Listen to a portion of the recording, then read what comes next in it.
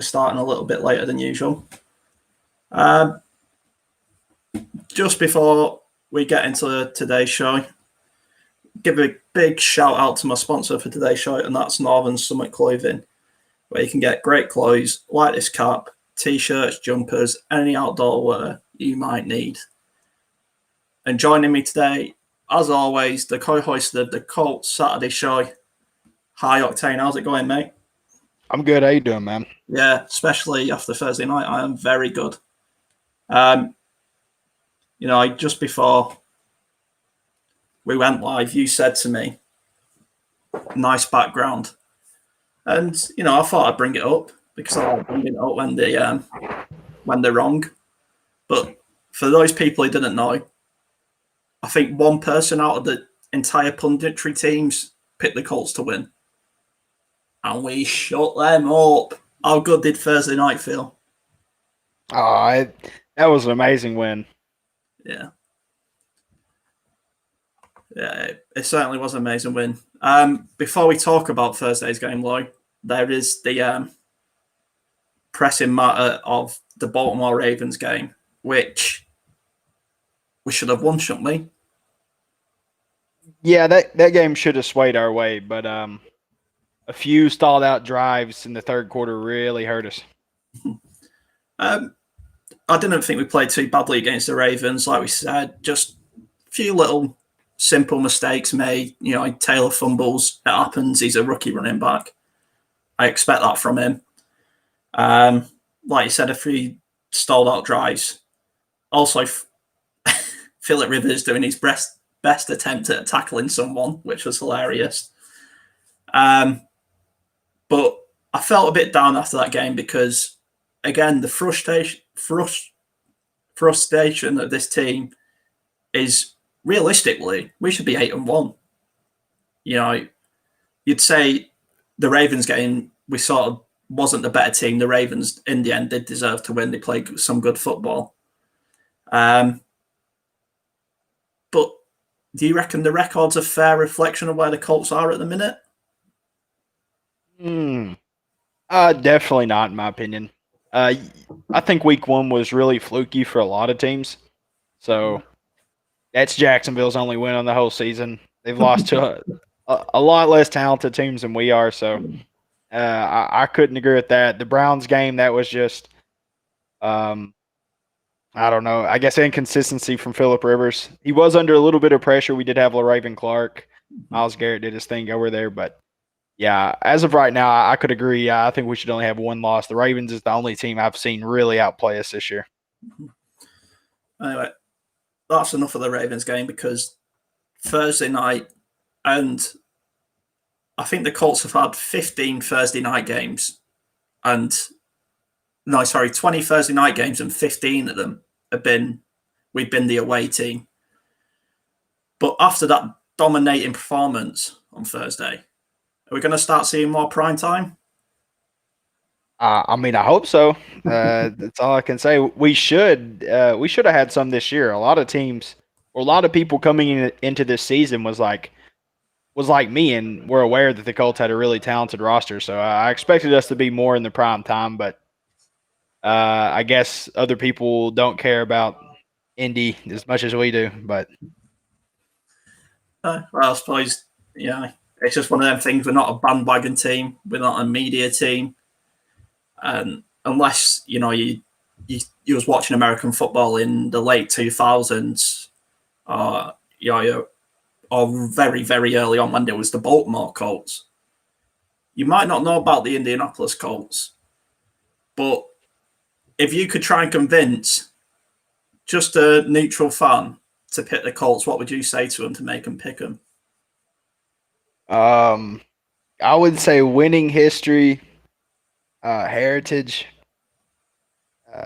We've really just owned the AFC South, and we currently have the best coaching staff in the AFC South too. So, what's there not to like about the Colts? We go to the playoffs a lot. Yeah, I suppose so. You said coaching staff there. Frank Reich is heavily under the spotlight at the minute for some of these you wouldn't say questionable play calling. You'd say predictable play calling with Frank Reich. And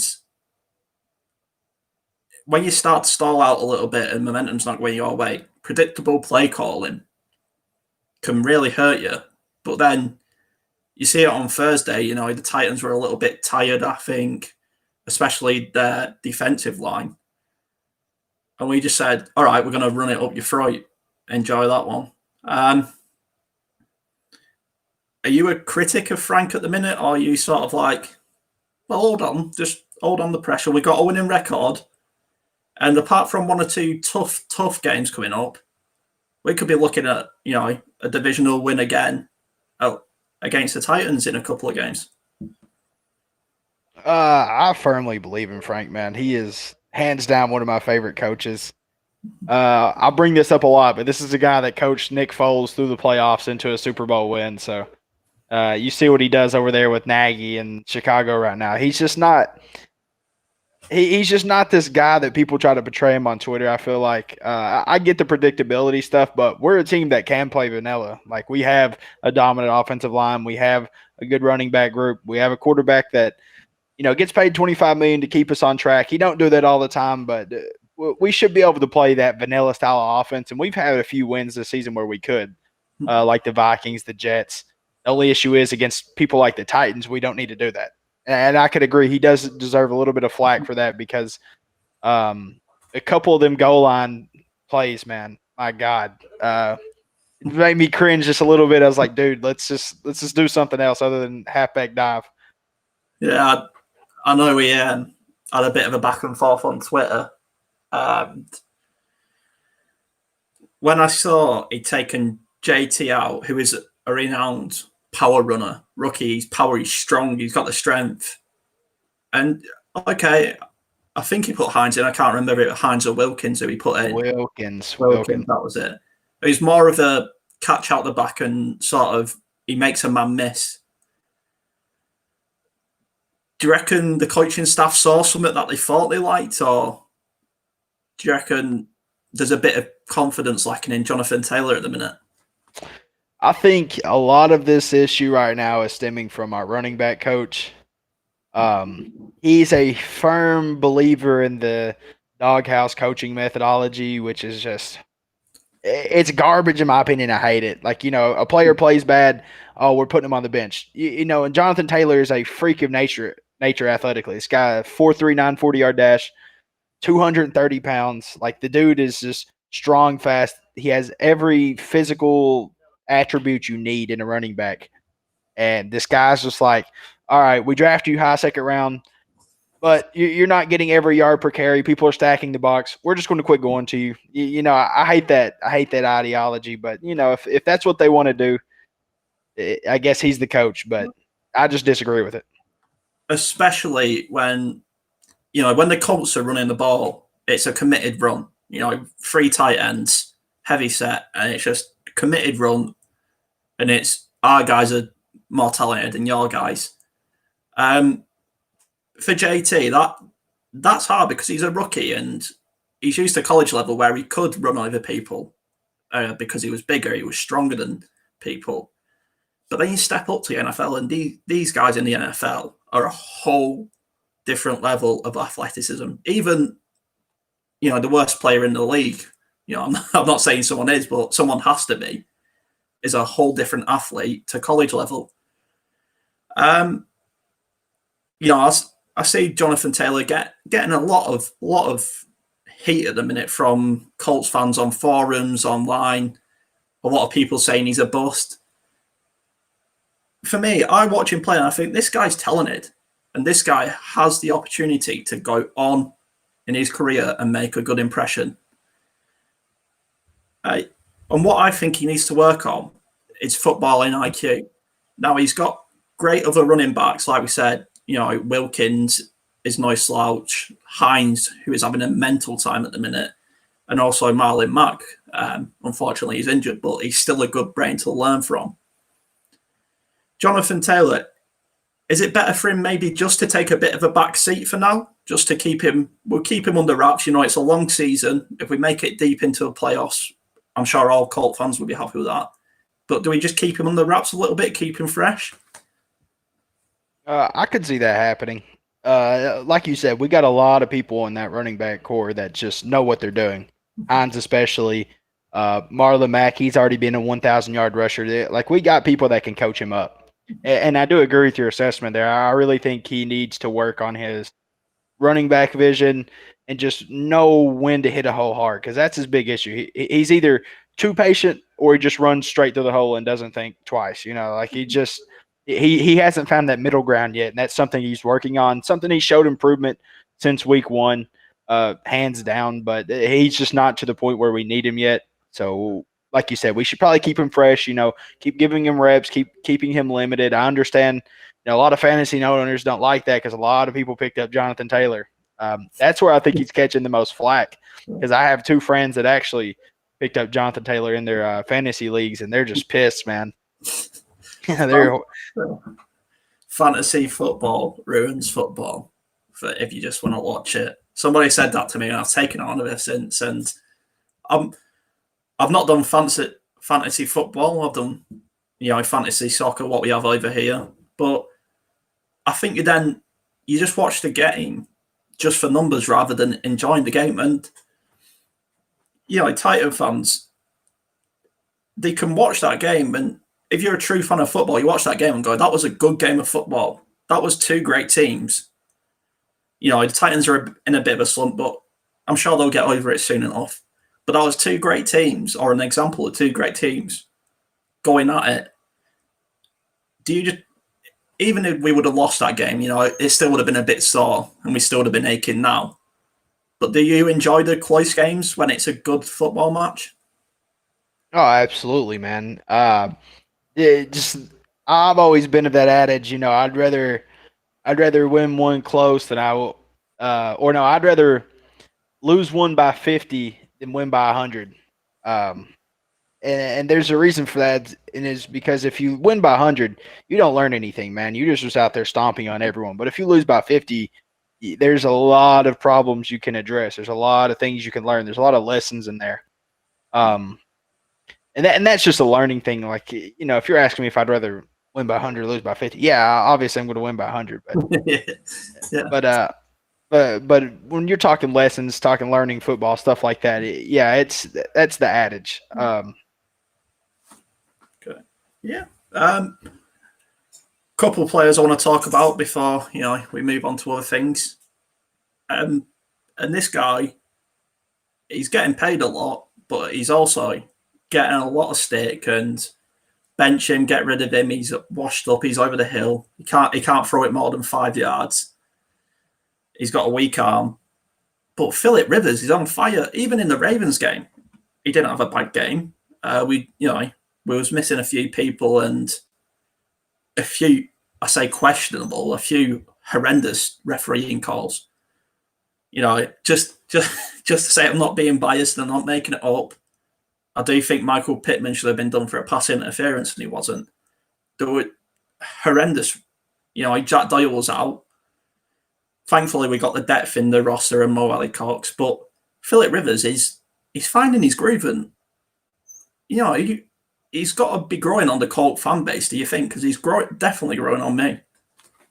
Yeah, after that game, I think so. There's just been a few times this season where he's really like, I don't know, just Philip Rivers, I guess. It's the reason he's never won a Super Bowl, I guess, has just been his inconsistency. But under Frank Reich, he seems to be more consistent, even with a limited throwing. Like, he can still throw it a little bit, but even with a limited throwing to where he used to be, he can still play pretty well because he and Frank Reich have a really great chemistry, in my opinion. That's the reason I really was an advocate for this pickup. Was just the fact that him and Frank Reich has history. They know the system. They know how to run the system together. So I think he's improving. I think he's finding his groove a little bit. I think week after week after week, he's only going to get better, in my opinion, in this system. So by week 16, teams might need to be on notice. This could be a whole different Colts offense. Mm-hmm. You talk about whole different Colts offense and just the variety we can do. Now, with 4th and 1 on the goal line, pretty much half a yard to the goal line, Philip Rivers is never going to make that sneak. Frank Reich sees that and brings in the best backup in the league, and that's Jacoby Brissett. Now, it was questionable when we kept this guy around, and are we going to trade him? Are we going to get rid of him? Is Eason going to take his place as the backup? But people forget Jacoby Brissett is a talented player. It was never the same after that Pittsburgh game last year when he got injured, and that's a fact. But when you have a mobile big, people forget. I think people forget how big Jacoby Brissett actually is as a player. When you have that sort of, prototype quarterback, and then you have someone like Phillip Rivers who's clever, stays in the pocket, knows how to make them key passes, it just opens up the game for you, doesn't it? And I mean, as a Colts fan, you got to love Jacoby Brissett. You got to love to see him come in and get a touchdown. Oh yeah, the play actually brought me a lot of joy, man. Seeing us build over the lineup, quarterback sneak from the 2-yard line. That was like last year. That was just this whole game for the offensive line was resemblance of last year. Okay, I didn't want to say this because I was like, Quentin Nelson is my favorite player on earth. If I could watch one person in the NFL, I'm watching Quentin Nelson. Okay, and this guy just hasn't been the same since last year. Like, he didn't look like Quentin Nelson. It didn't look. I didn't see that after the play, antics and pushing people around. They blow the whistle. He finishes his block, pissing people off. That's what Quentin did. In this game, he did that.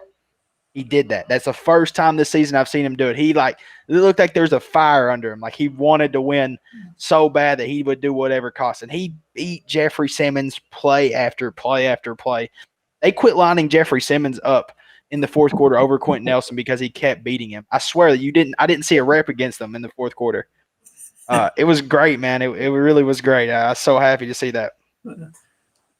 Talk about great players, and I know I tweeted you out on it because you told me Grover Stewart, the guy is a monster. And this guy at the minute, you think someone had a gun to him saying, if you don't play well, you're dead, because he's playing out of his skin. It's just explain to the viewers who might not know as much about linemen and stuff and the technique about Grover Stewart and why he's so good at the minute. Grover Stewart is exceptional in all facets of the game for a defensive lineman. He's aggressive. He has a tremendous get off. That means he gets off the ball super hard. He changes the line of scrimmage, meaning he pushes the offensive lineman back consistently. And he goes sideline to sideline. Like, I watched this man make a couple plays on screens yesterday. I saw one where Derrick Henry almost got loose and he tackled Derrick Henry for a 6-yard gain on a screen. He just does everything. Like this is a one technique, 320-pound man running sideline to sideline, getting off the ball, making tackles in the backfield. Like, the dude is just a beast, man. It's fun to watch him. Even in the Ravens game, Lamar tried his little read option sort of play. And when you see that read option as a defense, you think, oh, we're in trouble here. And Grover Stewart, I think he did like some Superman impression. He just seemed to dive through the air for about 5 feet to tackle him. And what value does he add to this already stunning defense when he's playing this well? Well, I think a lot of his production that came from the start of the year, what really gave him confidence, because he has a lot of confidence in his play right now, and it's just the signing of DeForest Buckner. DeForest Buckner has helped people like Danico Autry, Grover Stewart, Tyquan Lewis when he comes in and plays over there. Like, there's been a lot of production because of DeForest Buckner, and you can tell this defensive line is just different. DeForest Buckner is going to get a double team a lot. The guy just demands one. He needs one. And so if you don't double team Grover Stewart, you're double teaming DeForest. If you don't double team DeForest, you're double team Grover Stewart. Like, it's just hand in hand with each other. Yeah. And so if you don't double team one of them's going to dominate you on the play because they're too talented. Yeah. I talk about special teams because I said this, and special teams, I know it's the cliche, but special teams win games.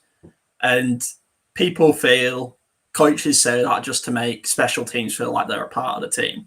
and it's a cliche saying, but you look at the Ravens game, where I believe we had a blocked punt or a tip punt maybe or something like that, and a few bad snaps, and we lost that game. And then you look at the Titans game, and we block a punt, and their punter absolutely shanks one off and gives us great field position. How important is it when have you lined up as a special teams player? How important is it when you're going out there as special teams to think, this is my chance to make a play? You look at, I think it was Speed with the block on the punt. Yeah, I played special teams in high school actually, and they called me the wedge. Like I would hit this thing called a wedge, and it was two people that would line up like in punt block, and in order to get a block, them two people have to be taken out by one person. So I run up there, and I would literally just try to grab them by the inside of their shoulder pads and just smack them together. Like that was my whole job. Now that wasn't easy, and that didn't happen many times, but it did happen one time I remember specifically in a block punt, kind of like the one we saw against the Colts happen exactly. I see my buddy Ryan, he just dives straight out, hands up, bam, smacks the ball away.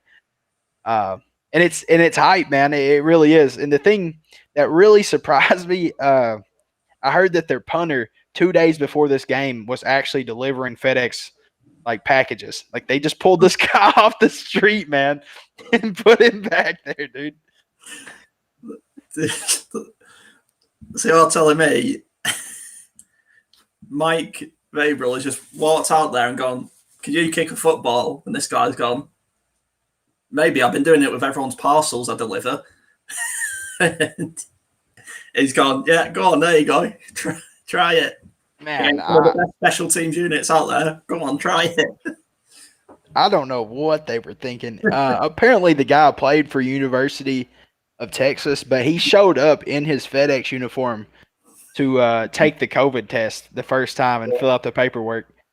They just pulled him. And, the other guy they had, he did a pretty good job. I mean, he didn't do a terrible job. You got to love football. It's magical with stuff like that. Yeah. But, on the opposite side of that, it was clearly a busted coverage by one of the linemen in that punt, what we blocked. It was a little disguised rush. They lined up in sort of the triangle, the Colts players, and it confused the lineman. Do you pick him up, or are you like, you had one job? Or are you picking up saying, unlucky, come on, get off, move on to the next one? I just wouldn't even talk to him at that point. Once you're done too, man, one, I can give up. Okay, you got one. Yeah. We brought you in, you came off the street. But then that second one, the one that gets blocked at least, was just like, it's like he took 3 steps. He just held it there for like 8 seconds, man. And the guy just runs up and blocks it. Like a toddler could have ran back there and blocked that punt almost. So, yeah, I expect he's going to be back at his FedEx job pretty soon.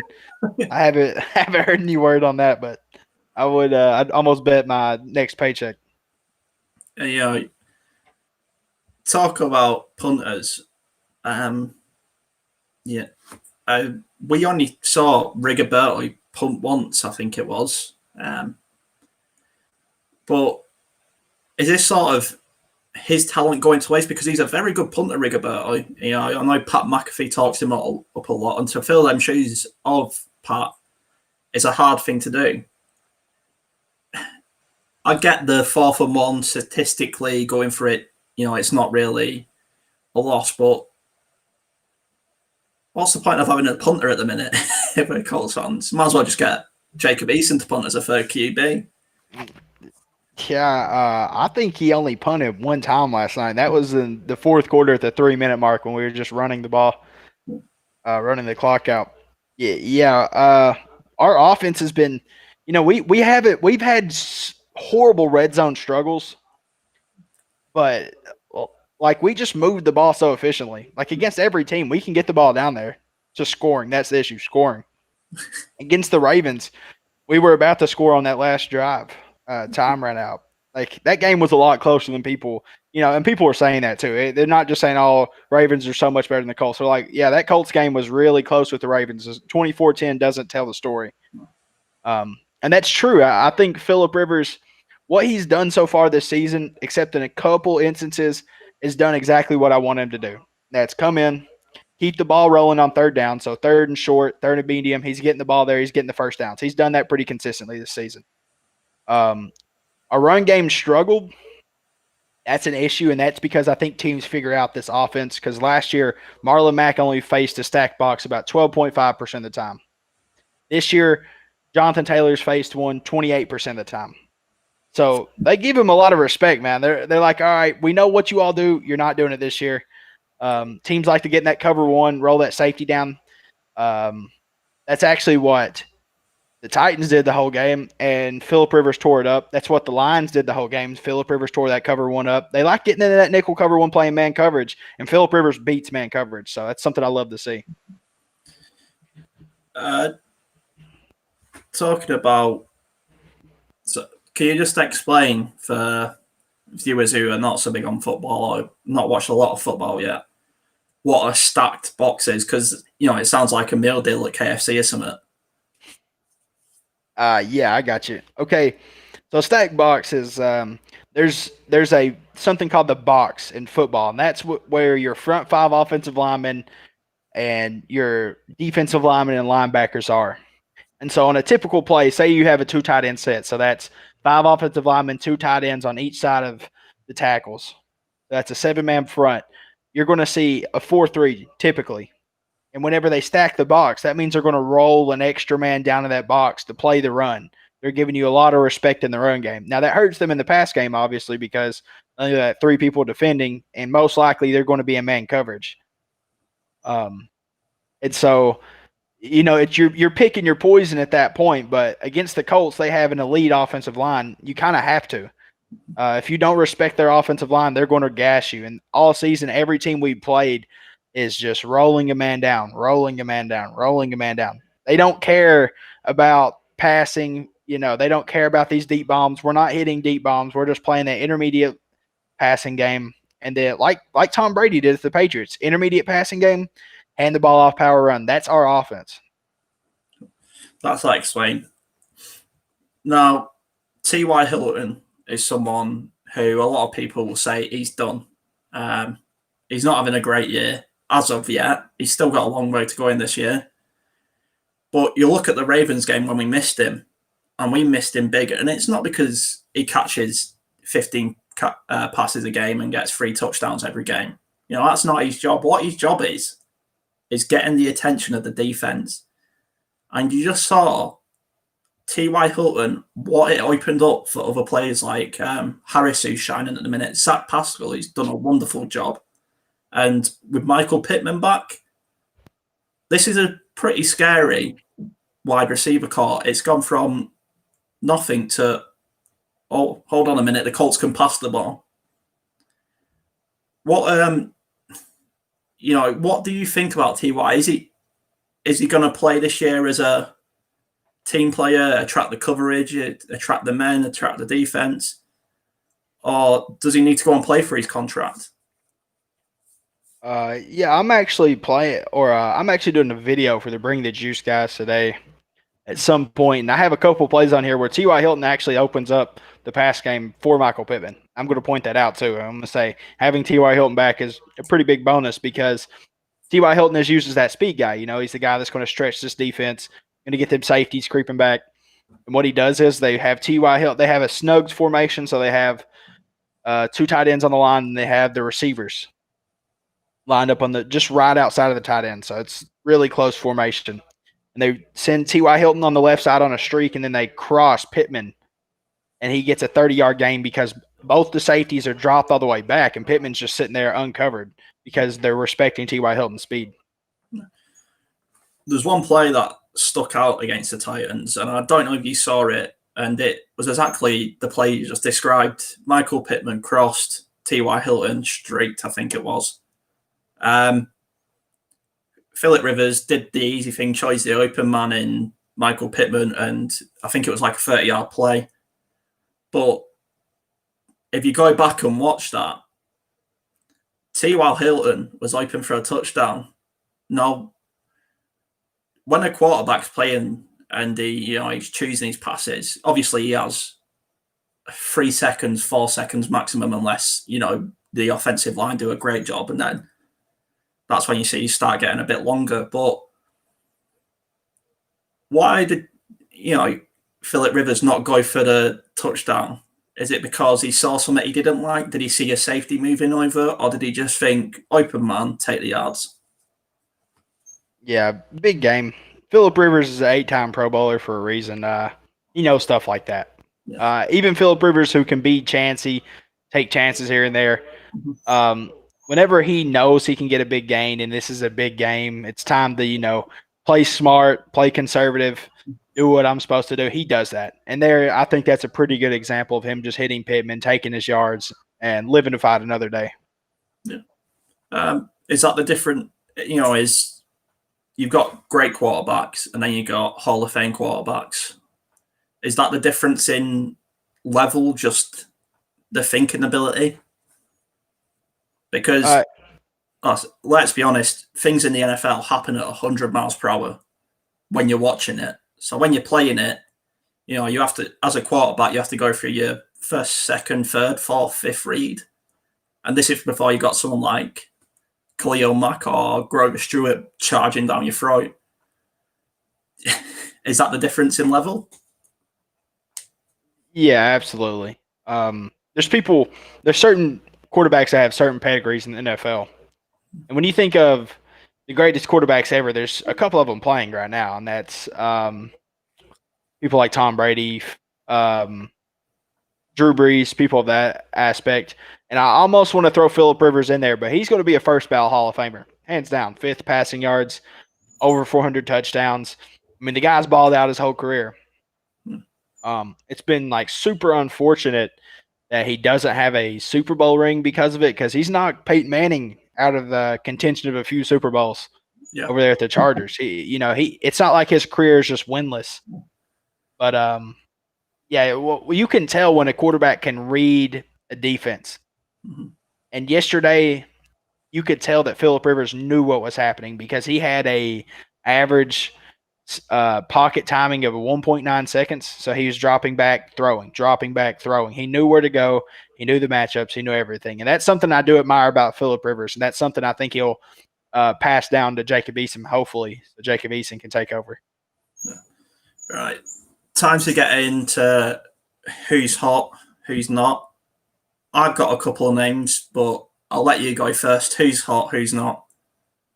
If we're talking about again for the Colts, Grover Stewart, he's still hot. DeForest Buckner is piping hot, man. He is smoking right now. Dude had 7 or 8 quarterback hits against Ryan Tannehill. I guarantee he woke up and felt that.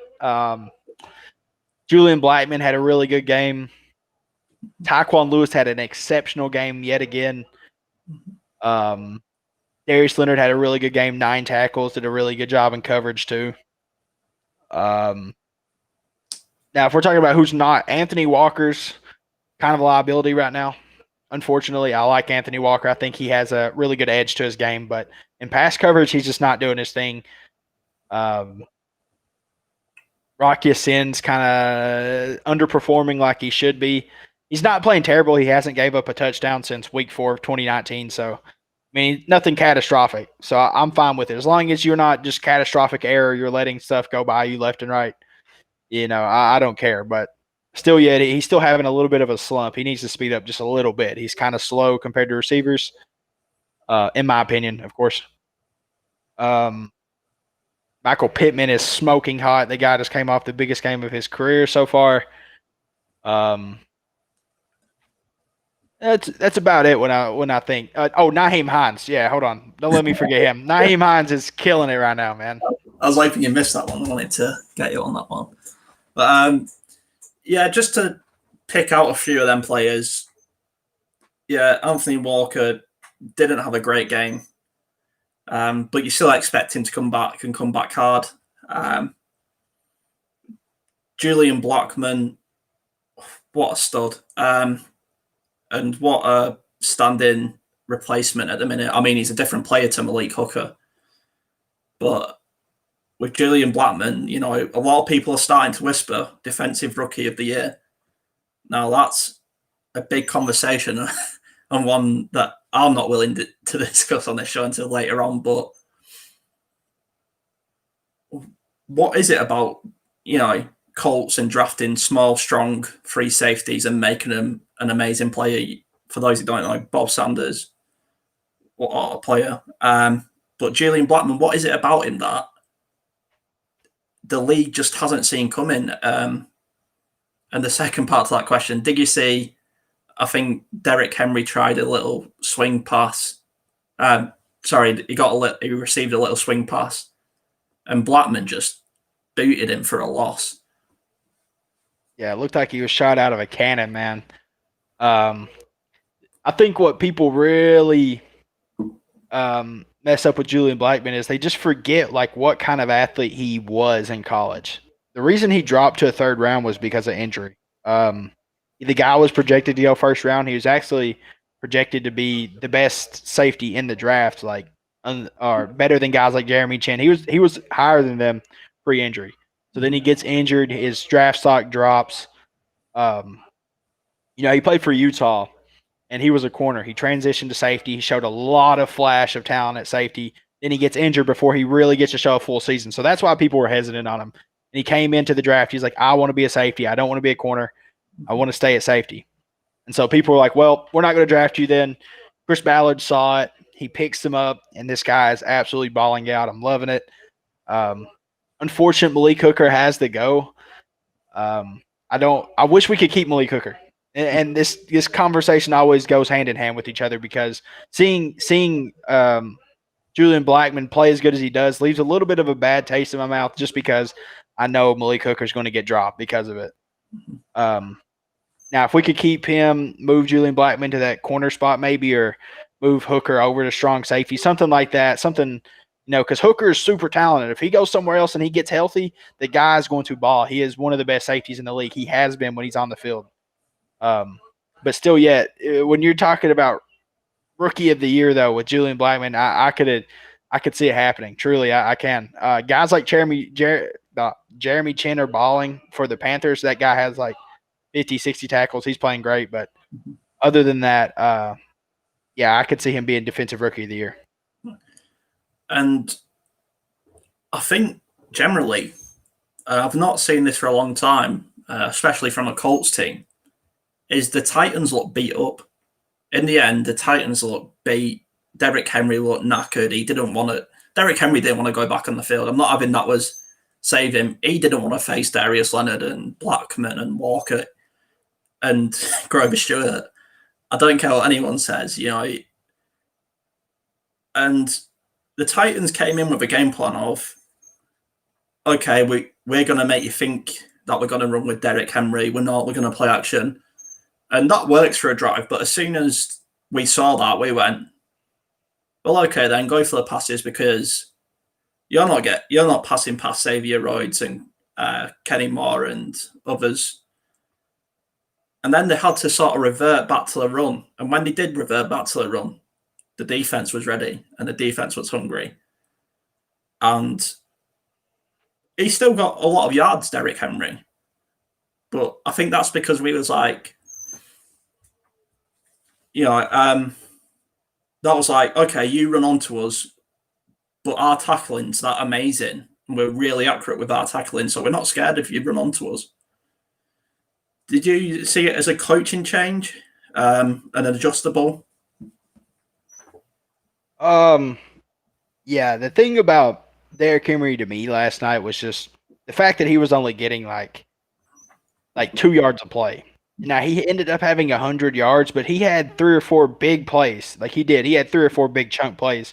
But other than that, the rest of the time, he was getting stopped at the goal line.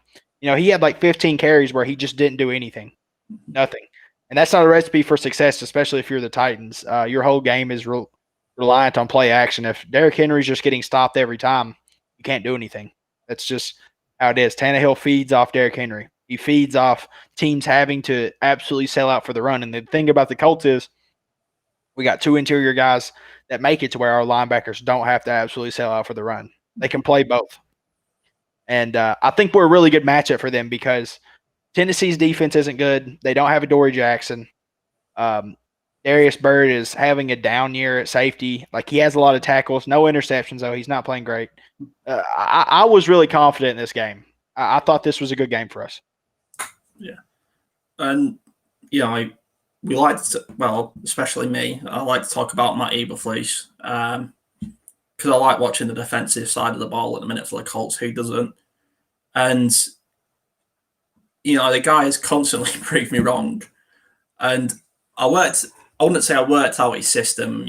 Probably people with a better brain in football know what he's doing. And this bend, don't break thing, it's sort of, when you get closer to the goal line, obviously the field gets shorter. So it's sort of suck teams in. All right, now we've got you short. You can't run it because DeForest Buckner and Grover Stewart and Therese back next game are just going to absolutely eat you up. Justin Houston as well.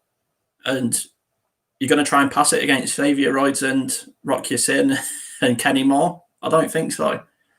Is it, is it just a whole nother level of sucking teams in to make them feel a bit complacent? Because the Colts have started slow a lot of these games. And is it just a bit of a, all right, we let you think you get comfortable. All of a sudden, we change up our plan. We bring 5, we bring pressure, and you're done.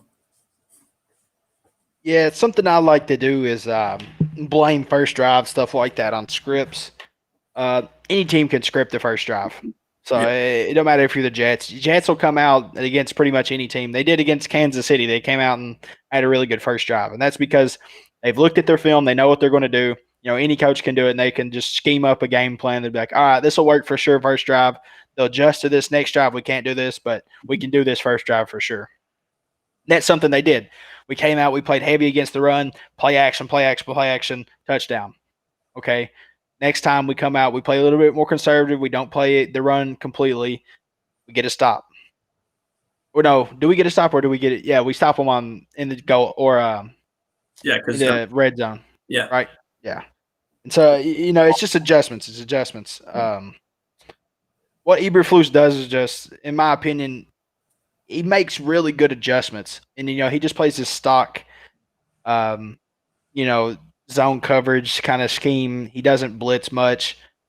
We saw a little bit of you remember the Lions blitz where they'd put Darius Leonard over the nose or over the center and bring him around the sides. We're doing that a little bit against them, and it wasn't working. I saw it a couple times. He just quit going to it. He's like, all right, I'm just going to play my zone. We have the team. I'm just going to play my stock coverage. We're going to get sideline to sideline. We're going to stop the run. We're going to stop the pass.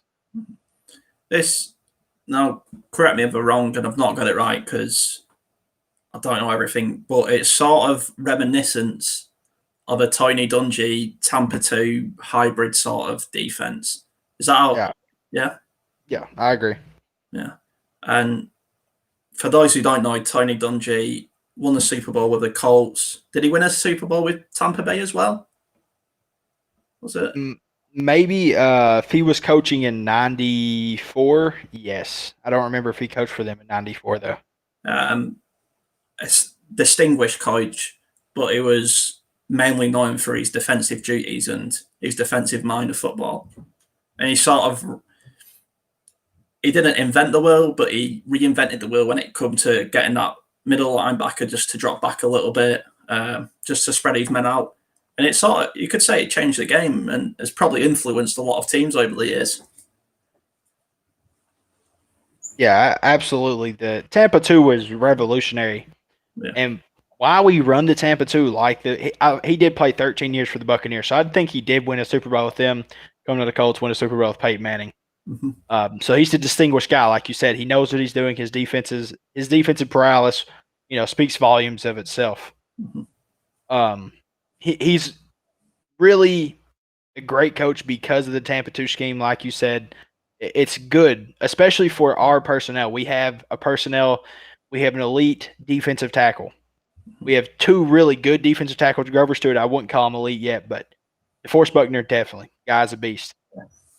We have good edge rushers. We have Justin Houston who will get after the quarterback. We saw him get a hit last night. DeForest Buckner get after the quarterback. Tyquan Lewis will, Danico Alcher. We have people that get after the quarterback. So we don't have to send a bunch of blitzes. That's the number one thing about the Tampa 2 scheme. We don't have to send blitzes. We can drop back in coverage. We have Bobby Okereke who can move at that linebacker spot to get back there. You know, we have the perfect scheme for this system. And or we have the perfect personnel for this system, I should say. So it's really cool to see that. Just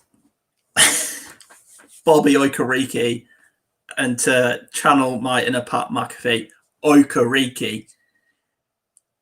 What a step up this guy's had. A bit unknown coming out of the draft and didn't really have a breakout year when he got picked. But I saw, Pat McAfee reading out his name. And when somebody reads out your name with the hype Pat McAfee does that just mean you're destined for greatness? Oh, yeah, for sure. Okereke. Yeah. That's hype, man. If I was Okereke, I'd be so hyped to see that on his channel. Yeah. He's a talented player too, man. And he deserves all of the credit too. Because Okereke came in, he was kind of like Khalil Mack. Khalil Mack wasn't a guy that played a lot in high school. He played 1 year high school. He got into college. He's a raw prospect. Same thing with Okereke. Now he's into the NFL, and he's just physically gifted, fast, strong, prototypical guy. And you're seeing that now. He's really learning. He's learning under this system, under Eberflus. He's getting better game after game. Like, the guy is going to be a star for us. Yeah. Now, before the game, obviously watching the pre-game build-up, a lot of people said the Colts are a good team, but they don't have what it takes to beat better teams. And you would say going into the Thursday night game, the Titans were the better team. I mean, look at the background. The Titans were the people's choice. But when you're playing, that just adds another chip on your shoulder where you say, everyone's picked against us. And especially for guys like Darius Leonard who sees this stuff. He's like, you think Derrick Henry's getting past me after what you lot said? Try again. But for me, this Colt team, we find a way. We've got a few losses which we shouldn't have lost, and close games really. But when we win, we find something we like, and teams just don't know what to do. Is that, coaching? Is it playing, or is it the cliche? It's all three phases of the game. I think a lot of it's just matchup. Mm-hmm. So we match up well with the Titans, in my opinion. We have really good defense that stops the run, stops the pass. The Titans have a horrible defense. I mean, they're terrible, man. I hate to say that because they got players. They got people I like. They got Jeffrey Simmons. They got Clowney, two guys that are really good at stopping the run, but they have no pass rush. Like I said, no Adoree Jackson, Darius Bird's having a down year. They just don't have anything in the secondary. And so you saw Phillip Rivers, 300 yards, 1 touchdown, no turnovers. He was just tearing them apart, man. Their defensive coordinator is also not that good. He actually came from the Texans. And that's why Clowney signed there. So Clowney's like, I know this system they're going to be running. I'm going to sign here. And it's not working out for them. Every game they've had this season that they've lost is because of their defense. It's not their offense. And this game was a real example of that. One more player I sort of want to pick out, and not a lot of people would have known about this player before the game, but I'm probably going to get his name wrong, but DeMarco Harris, number 12, he's wearing. I don't know how to say his first name either. But that catch he made was spectacular. And I'm going to be honest, I didn't know about this guy. Obviously, I know about him through watching the Colts, but I didn't know where they got him from, who he was. Did you know much about him? I'm going to be honest, not at all. I know he's came in off the practice squad and he's done good things, but, this guy's just a sleeper, I guess. It's another Ballard pickup. He picks him up, guy balls out. And, all right, so week 9. We are at week 9, yeah. you're Chris Ballard, you're Jim Irsay, you're Frank Reich, you're sat in a room having a beer, having a cup of tea, whatever you want to call it. What are they saying at the minute? They're probably happy. They're probably having a beer instead of tea. 6-3, head of the division. 3 weeks ago, this wasn't even a dream for us, man. Like, I feel like 3 weeks ago, there's no one in Colts Nation like, all right, we're going to be headed of the division by week 9 or week 10, I should say. Thursday Night Football, we're going to beat the Titans by 17 points. Like, dude, it's like a dream come true almost, this scenario that's went down. But who we should be thanking as a Colts fan, who we should all love, is Joe Burrow. Joe Burrow beat the Titans, and we should love him for that. Yeah.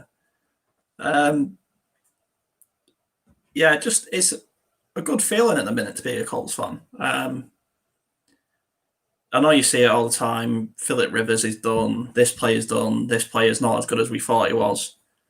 But I'm just happy to be a Colts fan at the minute. With what's it seems like we said, Frank Reich is a good guy.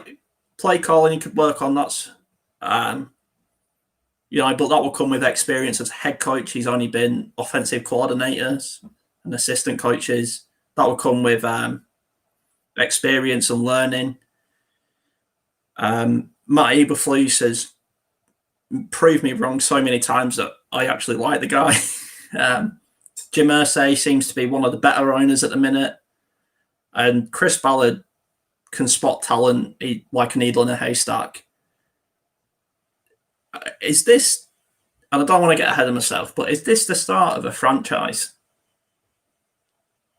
Yeah, I think this is a new beginnings for Colts fans, man. After Luck retired, dude, there's a lot. Yeah, dude, there was a lot of just anguish, man, between the fan base. Everyone was like, damn, what are we going to do? What are we going to do? Yeah. And Ballard, he's made these great picks. Darius Leonard in the second, Braden Smith in the second, Quentin Nelson being picked up. Like, he's made great picks, and he's really restored a lot of confidence in this organization. I feel like a lot of people have a lot of trust for Chris Ballard. And I agree with it. I have a huge amount of trust in him. Whoever he picks, man, this dude could pick a guy projected for the 6th round in the 1st round. And I'm like, all right, cool, dude. If you think he's going to ball, man, get him in here. Well, yeah. You talk about picking and talk about Quentin Nelson because he's the all-star pick. He's the blockbuster pick. We traded back. Jets obviously wanted Sam Darnold. And we traded back to get Quentin. No offense on Sam Darnold, but I think we got the better end of the deal at the minute. But then I've heard people saying, let's go and trade for Sam. I think it was actually you said, think of what we've already got out of that trade. Meaning we got Quentin Nelson and a few other picks. Do we go and trade for Sam Darnold in the offseason?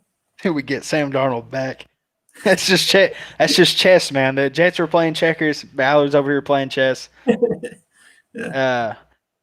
It would be really cool to get him. I think Darnold is an exceptional talent, and I've seen a lot of flashes of him just be great. Like, truly, like, guy would just be scrambling around 360 pirouette and just sidearm throw for 30 yards for a touchdown. Like, I've seen some crazy stuff from this guy. And so I love seeing stuff like that, but he also has a lot of issues that just aren't being worked on with Adam Gase. And you got to think, Ryan Tannehill was an Adam Gase product at the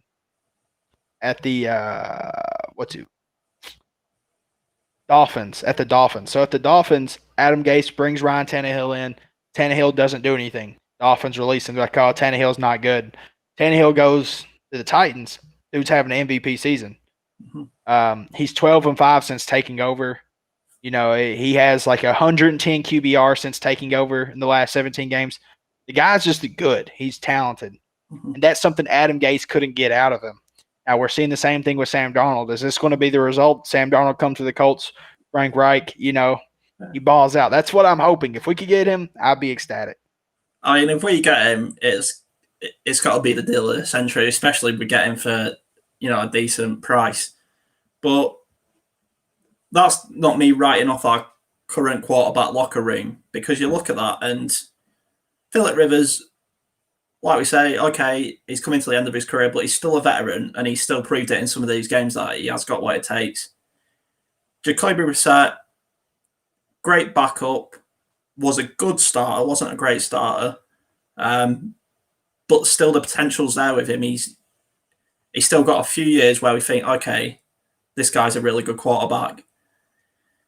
And then Jacob Eason, who apparently can make every throw on the field and has an absolute cannon of an arm, and he could probably throw it through a brick wall if he wanted to. But still, the quarterback room gets a lot of stick from the outside world. Why does it get a lot of stick? I guess it's just the games we've lost. That first game, a lot of people just hated Philip Rivers because of it. I was pretty bitter because of it too. I can't lie. And then the game against the Browns, another 2 interceptions. It's just certain instances this season he's been bad, but certain instances he's been great. Like, he's been the Philip Rivers we thought he was going to be, especially Thursday. Like, that was the Philip Rivers we wanted to see. That's the Philip Rivers we want to see every single week. And no preseason stuff like that. That plays a factor. Now, like, he looks more confident than any game I've seen him this last week. Mm-hmm. Even the 3-touchdown, 370-yard game, he looked way more confident in his reads this week. He looked like he knew what he was doing at all times. He was checking people, moving people across the line of scrimmage, making sure he knew the coverage they was in. Like, he was doing everything correct. So, after the Baltimore game, I was a critic, man. I was like, dude, you made like 8 bad throws. Why are you doing this? Yeah. And then this game, he bounces back. He played great. So, I'm getting more confidence in him as the games go on. We're seeing a little bit of a trend. When he plays a good defense, he's kind of like, he's going to play worse. That's just how it is. And that's every quarterback in the league. I mean, you play a good defense, you're going to play bad. You look at Ryan Tannehill, Philip Rivers. Who would have said, all right, week 10 on Thursday night, we're going to go in on the short week, beat Ryan Tannehill. Philip Rivers is going to throw 150 more yards than him. He's not going to turn the ball over, and we're going to win by 17. I would have been like, fuck you, dude. You don't have no idea what you're talking about. I'd been like, why are you even talking to me right now? Yeah. Yeah, well, going into the next game, and this is going to be a tough game. All fans know this. This is one I want to win. Am I expecting us to win it? Head says no. Heart says yes, we can win it. But it's going up against Green Bay at the red hot, like smoking hot, probably get on me else because he's that hot, is Aaron Rodgers. And this guy, I sort of got a soft spot for him. I've seen him talking to Pat a lot, and he's quite a funny guy. He's a very distinguished and very good quarterback. Are you scared going into this game, or are you like, let's go and get him? It's a hard game to forecast. Mm-hmm. And I'll say this because the teams we win against this season, the teams we play good against, are teams that, might have a great offense, but their defense is kind of, they're all right. They're not great. If we play against a great defense, yeah, we're going to struggle. That's just how our offense is built right now. But they don't have this fantastic defense. They got firepower. They got Kenny Clark. They got Zadarius Smith. And they got a corner. I forget his name, but he is a Pro Bowl corner. Mm-hmm. Like, they got talent, but their defensive scheme isn't that good. And we've seen him get exposed this season. We've seen what happened when he played against a great defense at Tampa Bay. Mm-hmm. He's only threw 2 interceptions the whole year. That was against that team. The rest of the season, he's flawless, 24-0. So that's kind of alarming, man. I get what you're saying with the whole Aaron Rodgers thing. He's one of my picks for one of the greatest, most talented quarterbacks ever. A lot of people like to rank quarterbacks based on championships. I really don't do that.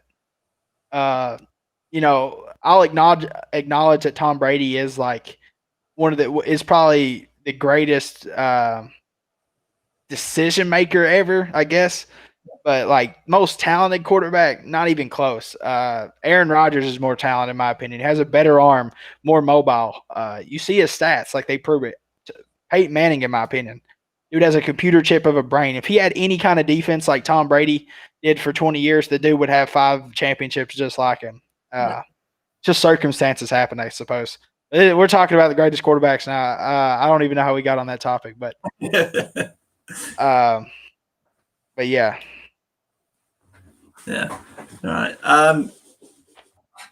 So yeah, that's over an hour now. It's been a great show. Guys, thanks for sticking through us through the technical difficulties. Of course, it always happens. We don't. It's not this weekend. It's next Sunday. We get a mini bye week against the Packers. That will be a tough game. High Octane, last words. Not much, man. Go Colts. That's all I can say. Go Colts. Just want to say, just before you go, High Octane touched on he was doing a video for Bring the Juice podcast.